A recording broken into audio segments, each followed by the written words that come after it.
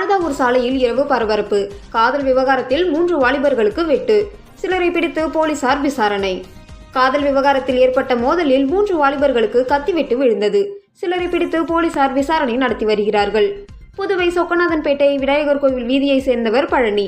இவரது மகன் தினகர். மெக்கானிக்கான இவர் வீட்டருகே இருசக்கர வாகன ஒர்க் ஷாப் நடத்தி வருகிறார். நேற்று இரவு இவரது வீட்டிற்கு வந்த இளைஞர்கள் சிலர் இவரை அழைத்து சென்றுள்ளனர். அவர்கள் வழுதாவூர் சாலையில் காலியாக உள்ள இடத்திற்கு வந்தனர். அப்போது அங்கு தினகரின் ஆதரவாளர்களும் மேலும் சில வாலிபர்களும் இருந்துள்ளனர். சிறிது நேரம் பேசிக் கொண்டிருந்த அவர்களிடையே திடீரென மோதல் வெடித்தது.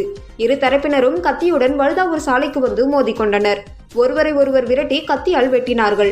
இதில் இரு தரப்பினை சேர்ந்தவர்களுக்கும் கத்தி வெட்டு விழுந்தது.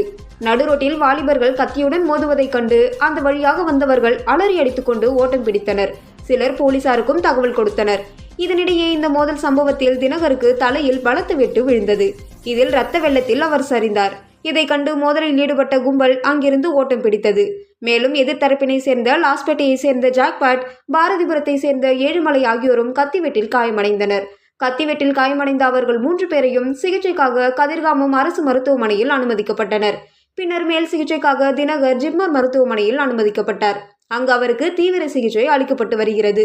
போலீசாரின் முதல்கட்ட விசாரணையில் அப்பகுதியில் உள்ள வாலிபர் ஒருவரின் காதல் விவகாரம் தொடர்பாக இரு தரப்பினருக்கும் இடையே முன்விரோதம் இருந்து வந்துள்ளது. அது தொடர்பாக சமாதான பேச்சுவார்த்தை நடந்தபோது மீண்டும் அவர்களுக்குள் மோதல் ஏற்பட்டு கத்தியால் ஒருவரை ஒருவர் வெட்டி கொண்டது தெரிய வந்தது. இந்த சம்பவம் தொடர்பாக மேட்டுப்பாளையம் போலீசார் வழக்கு பதிவு செய்து விசாரணை நடத்தி வருகிறார்கள்.